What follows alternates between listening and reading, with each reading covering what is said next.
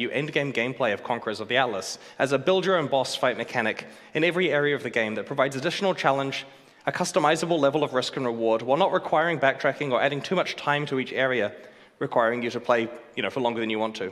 It's also an opportunity for us to experiment with a relatively powerful new jewelry quality system in a self-contained league. Let's have a look at the Metamorph trailer again. Take a clean knife and cut a sample of flesh. Repeat 4 times. Mix the 5 samples in an equipolemic solution. Heat. Stand back. The intrinsic darkness will make itself known. Observe its energy, its aggression. Observe its changing form. Never comfortable to stay in one shape for long. It will try to kill you. Best not to let it. Plunge the clean knife repeatedly. Try more heat. More! Perfect. Only every living creature to go.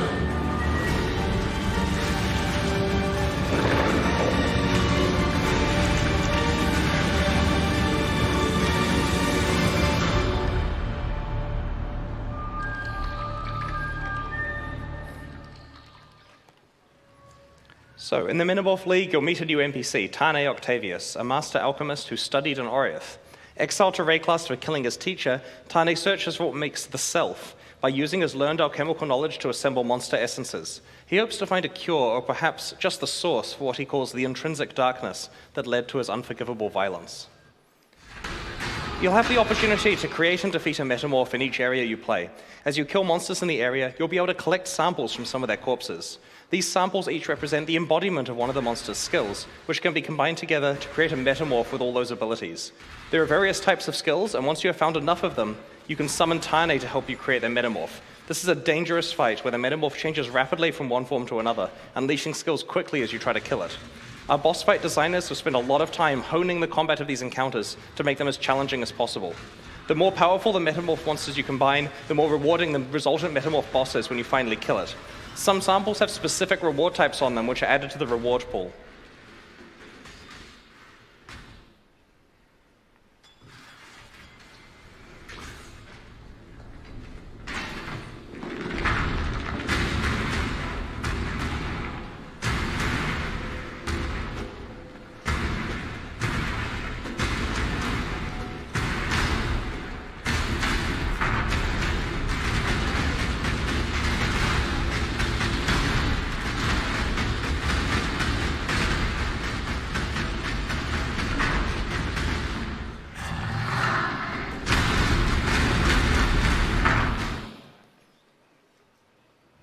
In the endgame, you can collect map bosses and combine them together across multiple areas to make very dangerous and rewarding metamorphs.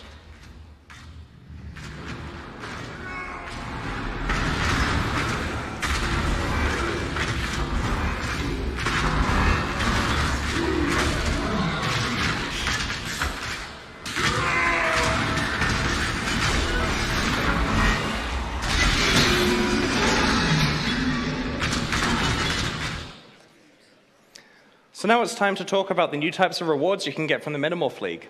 So, like we've done for the past few leagues, where we had, in Legion and Blight, there are various symbols that represent types of reward categories. We have the same concept here. When you kill an individual monster and find a sample, it'll have a symbol on it, and combining those into the Metamorph guarantees you drops of that type. So this is kind of the bread and butter of the reward system on most leagues. They drop well, but we have some specific new stuff.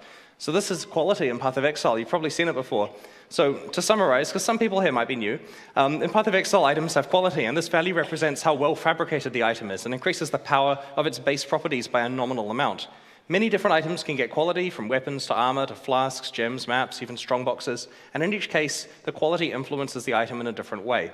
One category of items that previously couldn't get quality was jewelry, rings, amulets, and belts.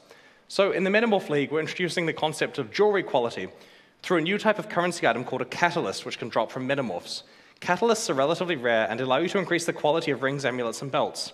There are many types of catalysts, and each one grants a different type of jewelry quality themed around categories of item mods. For example, The prismatic catalyst relates to resistances, and the imbued catalyst relates to spellcasting.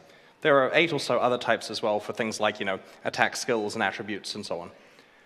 When you apply a catalyst to a piece of jewelry to give it that specific type of quality, it has 2 effects. Firstly, the magnitudes of associated mods are increased by that amount. So if you have a 20% resist quality ring, and then the resistances on that ring are multiplicatively increased by 20%. Holding Alt to see the advanced item information hover will show a breakdown of the calculation. The second effect of the jewelry quality is that it helps you craft those particular mods on the item. Using crafting currency items on jewelry with quality will reduce the quality slightly and improve the outcome, so the mods of that type are favored.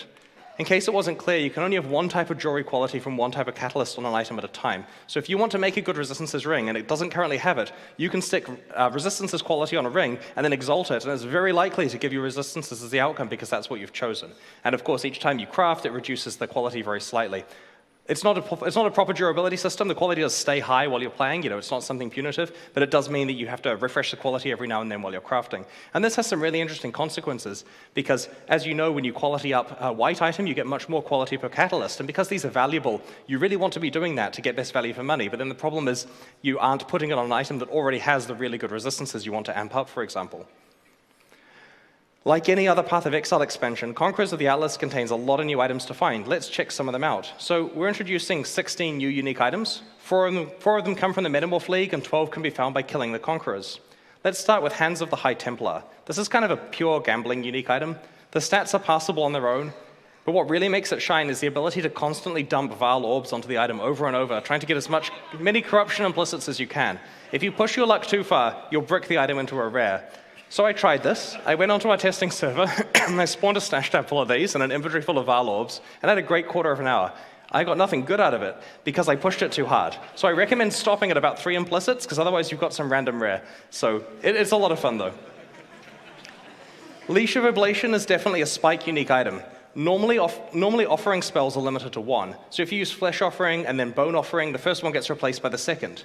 This unique lifts that restriction, but at the cost of slightly weaker offerings that last a shorter duration. It does mean you can have Flesh, Bone, Spirit, and potentially Blood Offering all up at the same time on one character, making your minions very powerful, and potentially giving yourself a lot of bonuses if you can get the effects of the offering onto yourself somehow. Manastorm provides a way of converting your mana pool into a form of damage. If you have a high mana pool and some way to continue casting, each time you cast a spell with a full mana pool, you give yourself a buff that causes any subsequent spells to have a very large amount of added lightning damage, letting you destroy monsters for 4 seconds.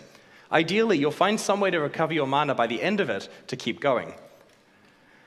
Metamorph Uniques all follow a theme of modifying types of skills in weird ways. Fury Valve basically takes any additional projectiles you might have through a skill, like through multiple projectiles, for example, and turns it into a single projectile instead. However, when that single projectile strikes an enemy, it splits into that number of projectiles targeting nearby enemies, so it results in a very different type of area coverage for your skills.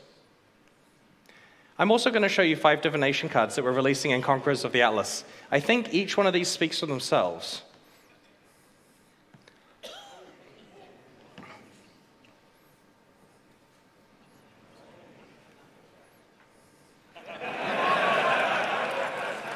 You got any more of that sulfite? So the stack size of 1 is not a mistake there. So let's talk about difficulty. Every league introduces new tools